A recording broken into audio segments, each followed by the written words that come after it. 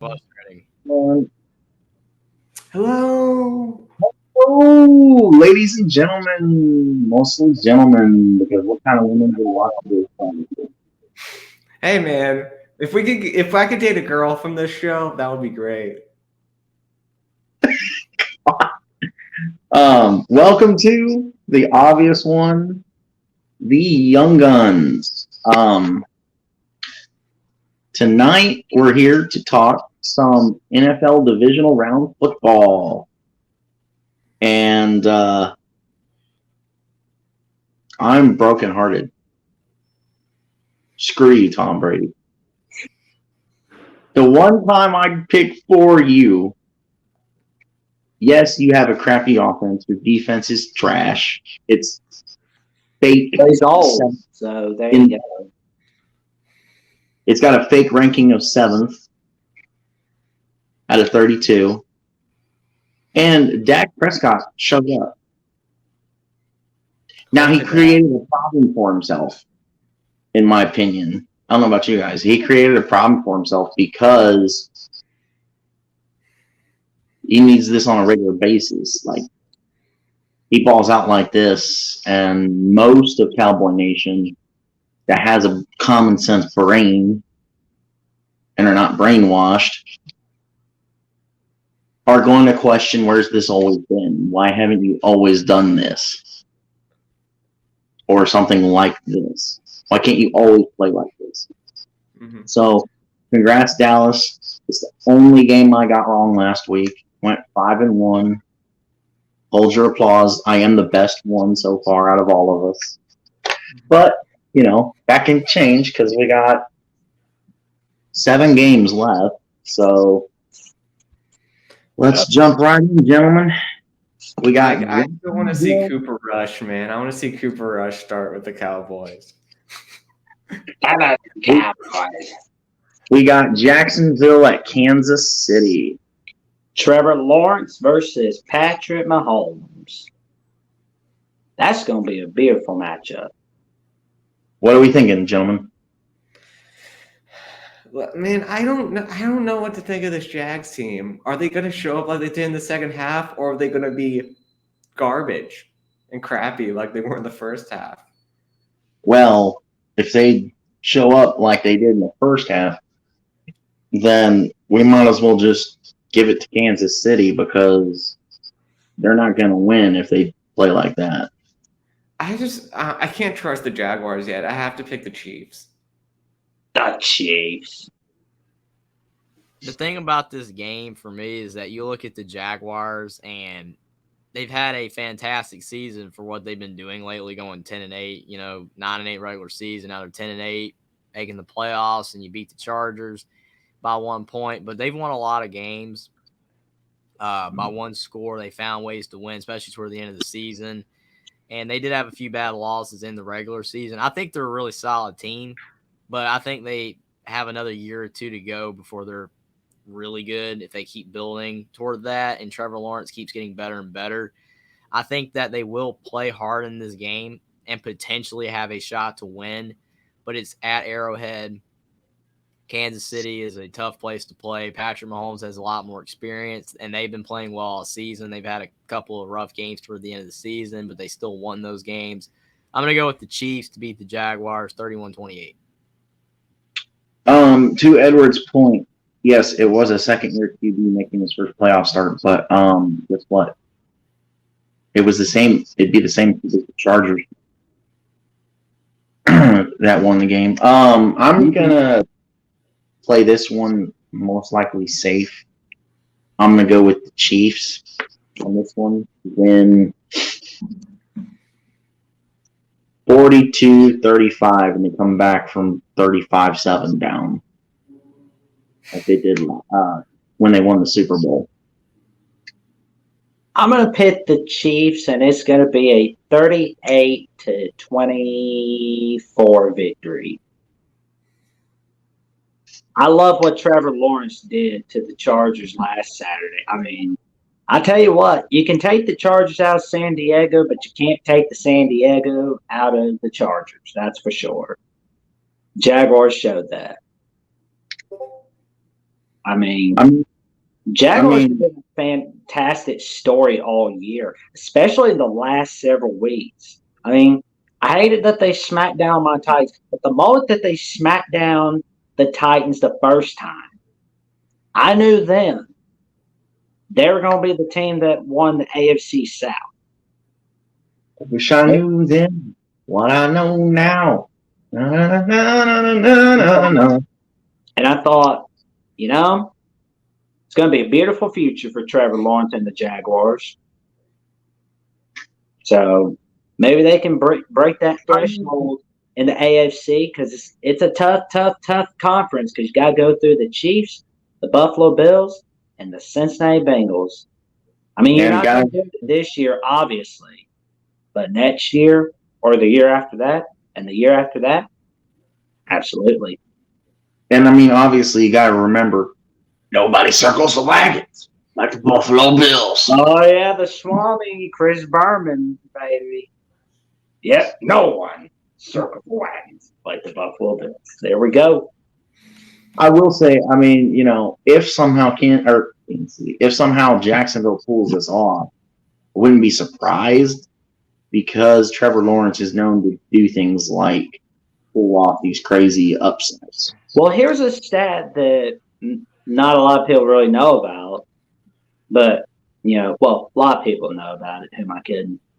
But he is unbeaten on Saturdays, all time, all time. All the losses he's had in his whole career have not been on a Saturday. So if he loses this Saturday, it'll be the first time that he's lost on a Saturday in his playing career. Mm-hmm. That's something to sink in, folks. How cool, how powerful is that? You got a guy who's never lost on a Saturday. Mm-hmm. Absolutely. And I So guess we're on to one of the biggest rivalries in all of NFL football, the Philadelphia Eagles and the New York Giants. For the third time, they are playing against one another. Man, it is wonderful, man. what do we got? I have a feeling that the Eagles are going to choke. I don't know, man. I have a gut feeling. I don't know. Like, it's a gut that I feel like they're going to choke. I mean, they did choke against my Commanders. I'm like, we weren't a great team this year. I'm going to be honest. We were not a great team. But the Eagles did choke against us. At this when they choked, the game didn't matter. So I mean, didn't they want to go 16-0? They wanted to go 16-0. dude, going 17-0 in a regular season is overrated unless you're freaking Tom Brady in New England Patriots era. I would love to see a team go 17-0 in the regular season and then basically go 20-0. That would be a beautiful storyline. I'll pick the Eagles. I'll go against my gut. I'll still pick the Eagles. Ooh, what's your final score prediction? 34-31. Ooh. Jeffrey, birthday boy, what's your prediction? Yeah, the funny thing is I'm kind of with Will. I feel like the Eagles are going to blow the game for real. I mean, because I think they're really good, but I still don't really have a lot of faith in them right now, where they're an elite team, even though they're 14-3. They've had a great year. I'm not sure yet. It's kind of just too early to say that they are, an elite team. To Edward's point, they didn't start hurt for the last 2 games. That's true. He's going to be back. Part of me, I picked against the Giants. I went with the Vikings. Thought, even though I thought maybe the Vikings would blow it, and they did, I still picked the Vikings over the Giants. So, I mean, part of me wants to pick the Giants as well, like Will almost did, but I will pick the Eagles to beat the Giants 31-24. But I could easily see the Giants winning. Let's see. I think it's going to be Eagles 28, Giants 21. Closer than the experts have it. I tell you what, though, that offense is really big. They are second in total yards per game in the league. The defense is pretty good. It's second in the total yards per game allowed, and the offense is third in total yards per game. I mean, that's a pretty big offense. You're going to be going up against New York or New Jersey. The bigger question for me is not about Philly; it's about New York. Mm-hmm. We saw a lower than average New York team have enough juice to pull off an upset over an overrated, overranked, poor team. Yeah, and all their wins have been one-score games. So Can I add something to that? The NFC North was bad this year. It was bad, and they did very well. They didn't even do that well in the division. Like they dropped a game against the Lions. The Lions, I like my command. I know they beat my Commanders, but I'm not saying I've said my Commanders aren't a good team, and the Lions. Well, yeah, the Vikings they dropped one against the Lions and the Packers. So I'm like, how should I have faith in the Vikings? Yeah, I mean, the Vikings got lucky. Not picking the Giants. I should have picked the Giants. Here's the thing, and we'll get to this more later, but the Vikings lost heavily, majorly to the overrated. We got lucky because the other team was old as crap in the first round. Dallas Cowboys, 40-3. Yeah, I mean, they even beat the Patriots on Thanksgiving in tight fashion, but that's not a 2003 Patriots team you're talking about. So, and like that's and same thing with the Giants. A lot of their wins have just been diddle luck. I mean, the Titans game was luck. You know, the 2-point conversion play. I mean, heck, they got lucky against the Panthers. They got lucky against the Bears. They got lucky against a bunch of has-beens in Green Bay. They got lucky against a healthy Lamar Jackson. I mean, their luck's running out eventually. I mean, they even got lucky against the Tatsets. The Tatsets. Mm-hmm. That's just Jaguars lost to the Texans. Yeah, but the Giants, man, they've been getting lucky all year. But The Saquon Vikings did as Barkley, well. That's why Buck and Mike said they were overrated because they won all those games by one score. You kind of felt eventually they would lose, and they did. So it's gonna be very interesting to see what happens, man. right? So Philly is stacked better on basically everything, as Edward says in the comments. More depth on both lines of scrimmage, deeper in the wide receivers. They have Jackson's former wide receiver in A.J. Brown. He's a rebel, man. I tell you what, old A.J. Brown. So everything in my eyes leans towards Philly. Mm-hmm. I'm going to go Philadelphia 49, New York Giants 17. Ooh. It's not going to be close. And onward to our next game, the Buffalo Bills and the Cincinnati Bengals. This is a phenomenal game. The shootout between Josh Allen and Joe Burrow. The Bengals. This is a 50-50 for me. I'm going to go Buffalo since they're at home. I'm going to go Bills 49, Bengals 42. I think it'll be whoever has the ball last.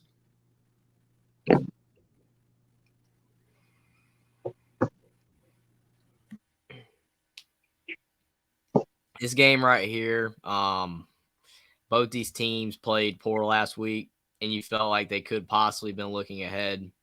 I think they were. To Will's point, it is at Buffalo, and that's going to help a lot. I think that this game's really going to come down to which team makes fewer mistakes. So a potential pick six or just turnovers or fourth down stops is going to make the difference because it's going to be a close game either way, I think. But I will take Buffalo to beat Cincinnati 31-28. I'm going to pick the Buffalo Bills to win a 38-35 game against the Cincinnati Bengals. The points per game, man.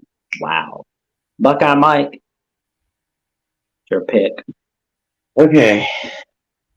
Cincinnati doesn't have an offensive line. Their defense is pretty good for Buffalo.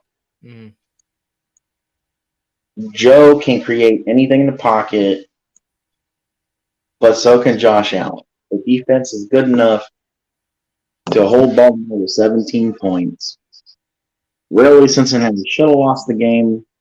Realistically, if John Harbaugh didn't convert into Jim Harbaugh like an idiot, because you don't go for it and jump over the top. You go down like the announcer said.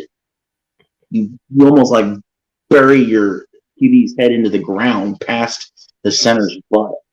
Mm-hmm.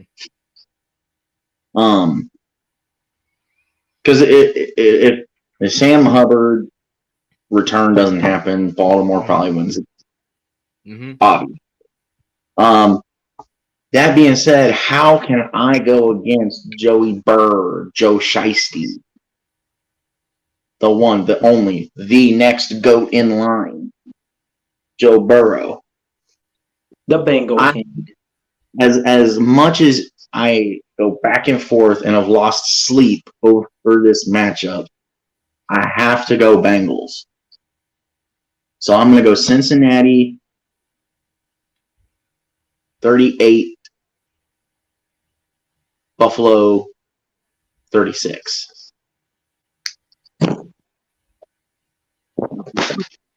And now the not so big one. Dallas at San Francisco. I don't know, man. The 49ers Cowboys is always a big playoff game anytime those two go against one another. Here's my question. Here's my question, though. That's what the media says. Oh, yeah. We're not in the 90s anymore. Will Dak Prescott from last week show up? Because if he doesn't show up and continue to have that performance on a regular basis, really, if he does not continue to show up on a regular basis, I want to stress this and clarify this to all crazy, lunatic Cowboy fans. If your QB does not continuously have that same performance, then you will just continue to experience tears in the end. Now, if Dak can ball out and have that performance again and again and again the rest of the way, then they could potentially get to the Super Bowl. Will they win it? Absolutely not. But they could get there. I don't see them getting there, but they could. Ooh, that 49ers team is just stacked, man. They are stacked. Man. I mean, that defense, take a look at the stats on defense. They lead the league in total yards per game allowed. They lead the league in points per game allowed. They are second in the league in rushing yards per game allowed. And the passing game, so if you want to beat San Francisco, beat them with the passing game. But you got that right, Tide Guy. I agree. But final score, I'm going to let that out here in a little bit. As soon as these guys get their final scores out, Will, what's your final score for the 49ers and the Dallas Cowboys?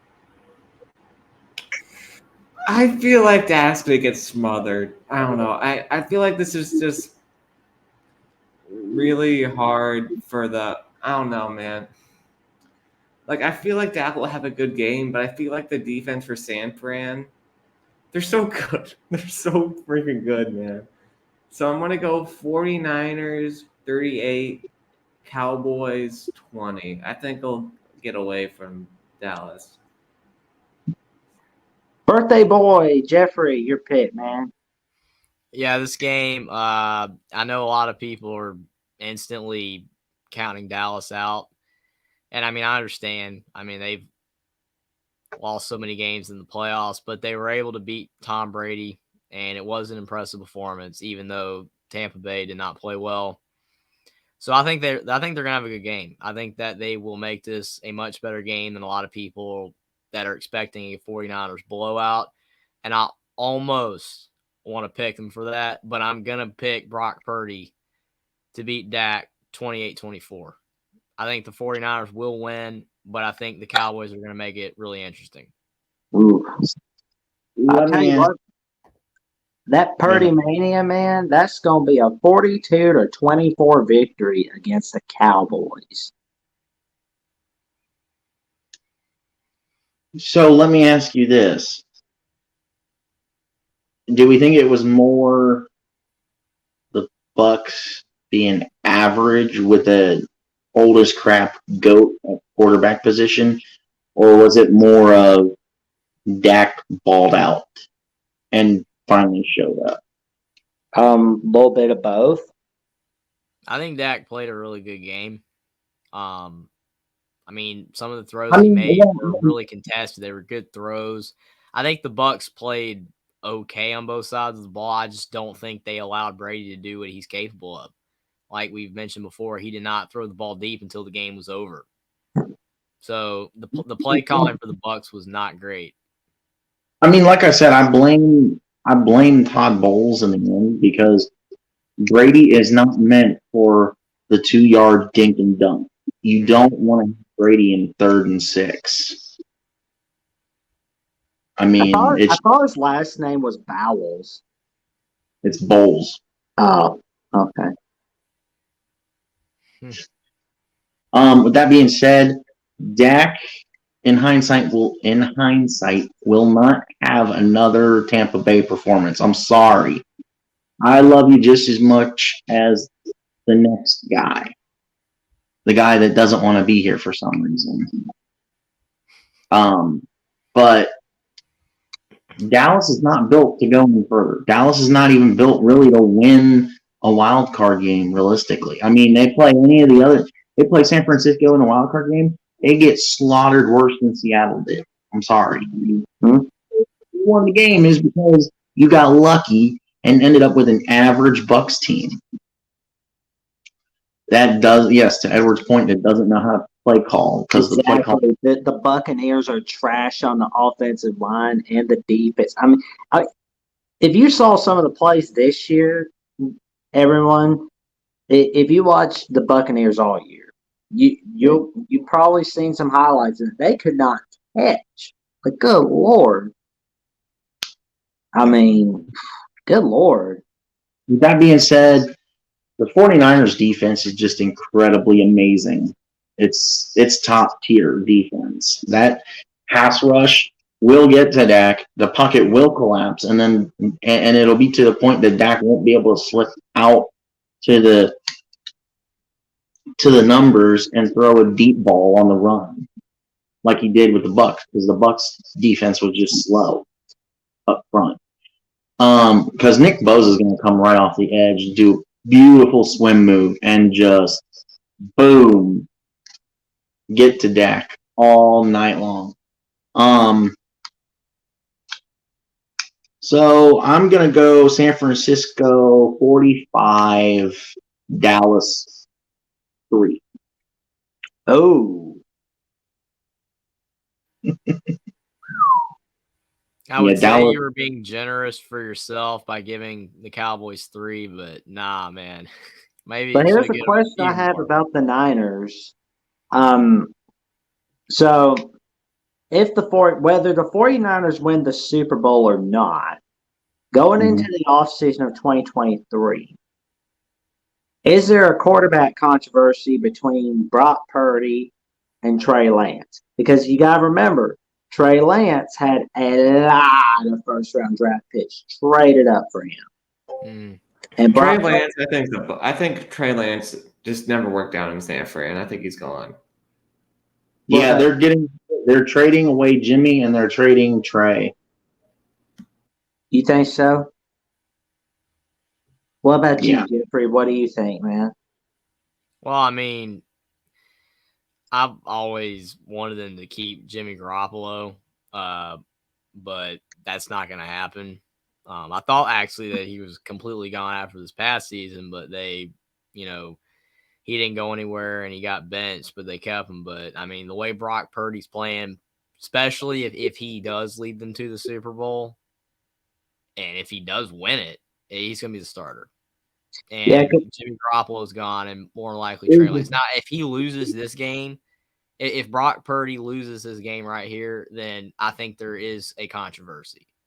Somewhat. I don't think it's a slam dunk necessarily that he would be the starter. I think he still would be the odds-on favorite to get the job. But if he goes far in these playoffs, he's gonna and makes the Super Bowl and wins it for sure, he'll be the starter no matter what. So to your point, the only thing I will say is if San Francisco makes the Super Bowl and we maybe do the 54 rematch 3 years later, hey, Kyle Shanahan, don't be a stupid idiot and call the exact same gameplay that you called at the end of the Super Bowl when you were already up by 10 points. You gave away 3 freaking touchdowns. Don't be stupid anymore. Yeah, I know, Edward, that Jimmy Garoppolo is hurt. I know that right now. I'm talking about overall. I was saying. Well, there's I was talking about that overall. Jimmy Garoppolo is the quarterback that I've wanted to be the starter the whole time. But now it's a little bit different because the way Brock Purdy's playing, and I know that Jimmy Garoppolo was hurt. I was just talking about throughout the last 2 years. It's not going to be him, even when he returns from his injury. It's going to probably be Brock Purdy. Right. Well, gents, do you think that run out of bounds hurt his stock a little? Jimmy Garoppolo's when he ran a little bit out of bounds against the Broncos. When was that? It was earlier this year. If you saw on NFL Sunday Night on NBC, you'll see that the 49ers play against the Broncos this year. And at one point, Jimmy Garoppolo ran outside, and he didn't realize he was running outside the end zone.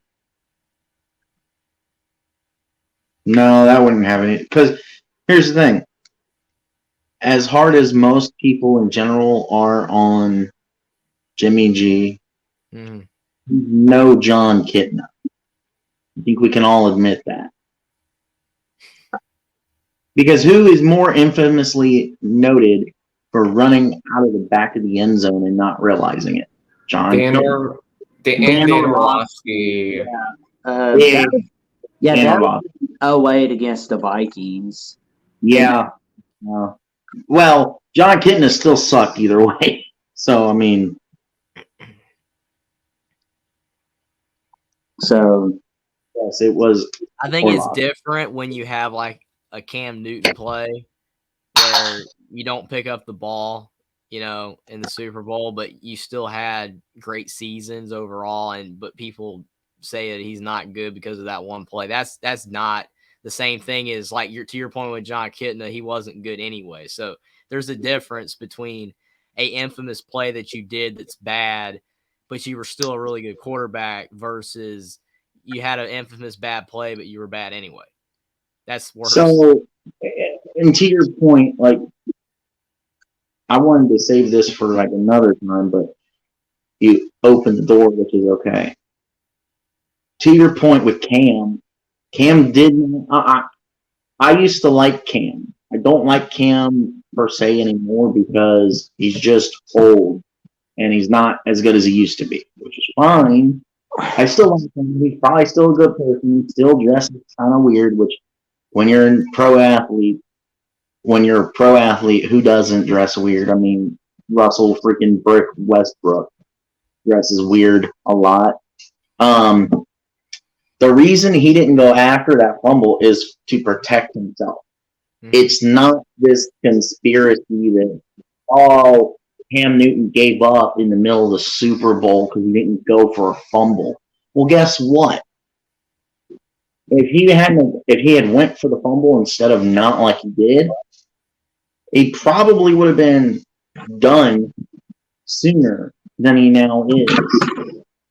I mean, to your point, look at the hit that he goes for that fumble. He takes a worse hit than he did against Atlanta. So, I mean, he didn't go after the fumble for player safety concerns. And I understand the player safety concern, but the problem is that, to your point as well, he took hits in games that didn't matter. So if you're looking at player safety, you would think that those would be the games that when they didn't matter per se, that you don't take those hits, but in the Super Bowl, you do. There's a difference. The game matters. It's not just the fact that, it's player safety. You can't do it when you're in a game that you're down 3 scores and you're trying to score a touchdown to get back in a game in a season that you're already 1-4. Yeah. I mean, that's not a time to destroy yourself over a score. Whereas in the Super Bowl, where you don't know if you're ever going to get another one, that's one where you get the ball. And I mean, I don't even necessarily think he would have gotten hurt if he picks the ball up really quick, just dives on it. He's not going to get hurt that badly. True. But it is what it is. But I'm just saying, I wasn't opening the door to talk about necessarily that. I was just saying that when you have a player that is known for a bad play like that, and I mean, if Cam Newton doesn't have that play, more people are talking about how great he was. But that one play diminishes Cam Newton in a lot of people's minds. When he was fantastic, for 5 or 6 seasons in the NFL, he was great. Whereas some quarterbacks have infamous bad plays, or some players do, but they were just bad anyway. So even if you take away that infamous bad play, they're still considered a bad player. Versus Cam Newton, at least he was fantastic for 5 or 6 years. That play doesn't really change that too much in my mind, even though it was a bad play that he should have gotten on the ball. But there's a lot of players that were just bad. Even Tony Romo. I mean, I know that he wasn't an elite quarterback, but he's known as a terrible quarterback per se because of the field goal. He doesn't he doesn't mess up that snap. They don't lose, or whatever. But that's why a lot of times quarterbacks don't hold the ball anymore for that reason. But not the starters anymore. I just don't think that that's a reason to say Tony Romo's bad. If you want to say Tony Romo's bad, it should not be that play. It should be his whole career. And I don't necessarily think he was bad overall. I mean, he wasn't great, but that's the argument about stuff like that. Right, and to your point, I don't think he was bad. I just don't think he was good. He would. I would say he was a. It's because he couldn't win. Eastern Illinois as well. So I mean, he actually overexceeded any expectations that people had for him. He came out of Eastern Illinois. I would say Tony Romo to be that good anyway, out of college. Yeah. I would say he was just fine. He was just good. He wouldn't lose. I would say he wouldn't. You're playing for America's team, so you're expected. And I'm not using this as an excuse. I'm literally jumping into Cowboy fan mind because I know how that mind works. I watch Skip Bayless on an almost regular basis. I know how a Cowboy fan mind works. They're stupid, most of them, but I know how it works. You play for America's team. You're supposed to be elite. You're supposed to be the next Roger Staubach. You're supposed to be the next Troy Aikman. You're supposed to be. And it's look at what we did in the 90s. Look how awesome we were back in the 90s and the 80s and the 70s. We had 5 Super Bowls. And To Edwards' point, Romo was probably a top 5 quarterback when he's playing. Romo was close to the top of the NFL in passing yards and touchdowns every year. So I mean, again, I think that Tony Romo was a good quarterback. I would say I him think and Dak are pretty similar. I'm going to say I think they're pretty similar quarterbacks in terms of how good they are. Maybe. I mean, Dak. Here's the thing: Dak runs. Tony Romo does not. Well, I would say in I don't know, results wise, at least. Well, yes, I would agree with you there. That's the point I was trying to get to. Tony Romo didn't win the games that he's supposed to win, aka the playoffs. At least Dak has 2 playoff wins. I don't even think Romo has 1. I could be wrong. To your point about who you're playing, he has at least for, 1. That matters, unfortunately, to a lot of people who you play for, and I don't think it should, because you look at teams like in college, like Blake Sims, is they both won one too. Yeah, they both. Blake Sims is considered one of the worst quarterbacks in Alabama football history because he blew the game against Ohio State. But that guy had a really good season in the regular season. If they would have ran the ball with Derrick Henry, they probably would have had a chance of winning the game. But the point that I'm trying to make is that you're talking about a player on a team that Alabama is now, a team for the last 15 years has been the best team in college football, and then now Georgia, obviously. But you look at the quarterbacks they've had, Tua now, and then you had now Bryce Young, and you've had Jalen Hurts, and you've had McCarron. All these quarterbacks that statistically, and they won, more.